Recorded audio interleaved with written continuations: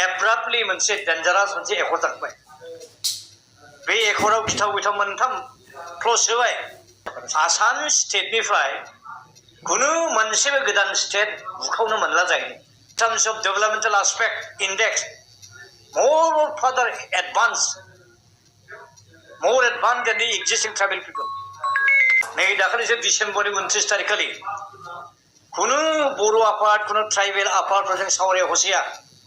Government of India Assam government आलफाजों प्रटक आलफाजों एब्राप्टलि मोनसे डेन्जारास मोनसे एखर जाबाय बे एखराव गिथाव गिथाव मोनथाम क्लज होबाय मोनसे सिरियास क्लज जाबाय जे आसामनि टेरिटरियेल इंटीग्रिटीखौ गभर्नमेन्ट अफ इन्डिया मेंटेन खालामगोन जाहैबाय दैट मीन्स आसाम स्टेटनिफ्राय खुनु मोनसेबो गोदान स्टेट बुखावनो मोनला जायो बेसे डेन्जारास जोंहा जे सेपारेटिस्ट मोनथारनांगौ इन्डिजिनास मानसि हिसाबै आसामा जोंनि हिसाबै बेयाव थाला लागायनाय जायाखै होनबा डेन्जारास जायखौ जों खुनु पइन्टै जों मानिनो हाया मानिनायनि कुइसन गैया इंडियन पार्लियामेंट सुप्रीम अथॉरिटी मा स्टेटखौ बुखावनानै सेपारेट स्टेट दागोन ना दाया मोनसे मोननै मोनथाम स्टेटखौ ज' खालामनो हायो बुखावनो हायो बिनि सुप्रीम पावारा इंडियन पार्लियामेंटआवसो दं सोरबा अमित शाह हम मिनिस्टारनाव गैया हारसिं सोर नरेन्द्र मोदी प्राइम मिनिस्टार हारसिंनाव गैया बा नरेन्द्र मोदिया बोरै हारसिं खोथा होनो हायो बे आलफाफोरनो जे आसामनि टेरिटरियेल बाउन्डारिखौ इंटीग्रिटीखौ खुनु दिन सिफाय होला होनना बुंनो हायो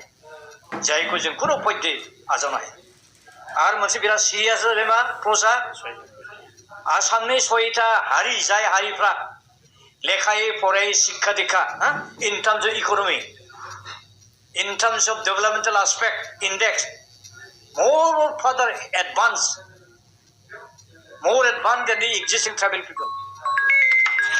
दिनै आहम जातिया आसामखौ 600 बोसोर राजत्व खालामखांबाय 1228 निफ्राय जागायनानै बे 600 बोसोर आसामखौ बेंग्रा हारिया बोरै ट्राइबेल जाफिननो हायो बिसिनि पपुलेसन 20-25 लाख कच राजबंशीया ट्राइबेल जानो नागिरदोंमोन खेबसेखालि 6 मासनि थाखाय ट्राइबेल स्टेट होदों उनाव होनो हायासै गभर्नमेन्टआ बिसिनि पपुलेसना 50-60 लाख होनना बुङो आदिबासीखौ आसामाव ब्रिटिश पिरियडआव साहा बागानफ्राव साहा बिफां गायनो साहा बिलाइ खानोसो इन्डेन्सार कन्ट्राक्टसो लेबार हिसाबै लाबोदोंमोन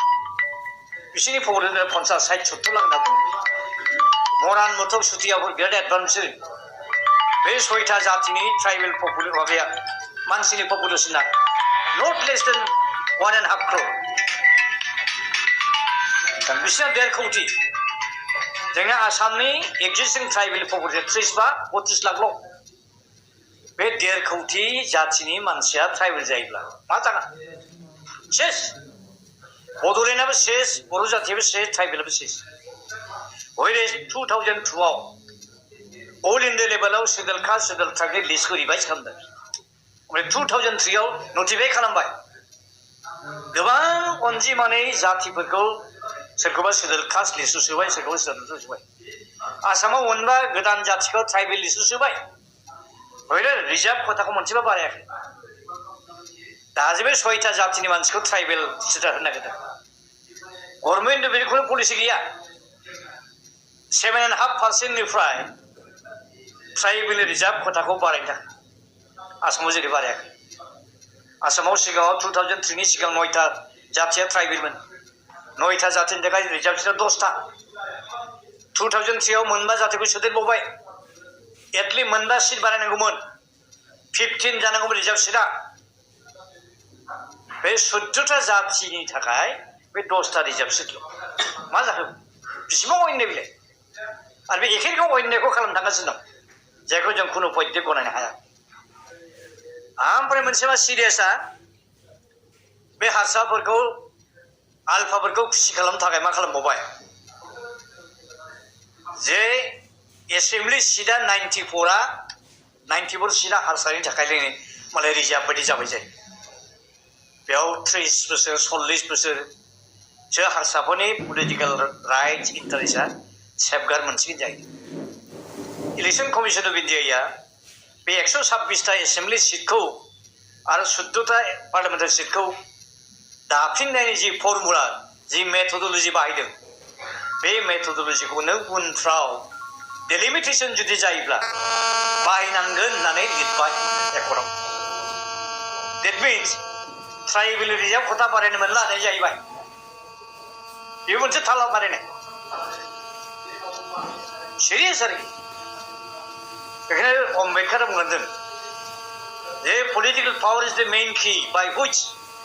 you can open either big or small law होनदों। दा जोंनि ट्राइबेलफोरनि इन्डिजिन मानसिनि पलिटिकल राइट्स एन्ड पावारखौ बेबायदिनो सेना लांजोबनानै मालायनो हैनो नागिरदों आरोखि। सिरियास आरोखि। दा जोंनि कनसियास बर' फिसाफोरखौ बेफोर सिरियास बाथ्राफोरखौ इस्युफोरखौ मोजाङै बिजिरनो नायनो आं खावलायबाय। दा नोंथांमोना खोनानो मोनबाय। दा नोंथांमोना आंनि चेनेलखौ दासिमबो साबस्क्राइब खालामाखैबा साबस्क्राइब खालामनानै होदो आरो भिडिअखौ मोजां मोनदोंबा लाइक कमेन्ट शेयार खालामनानै होबानो जाबाय।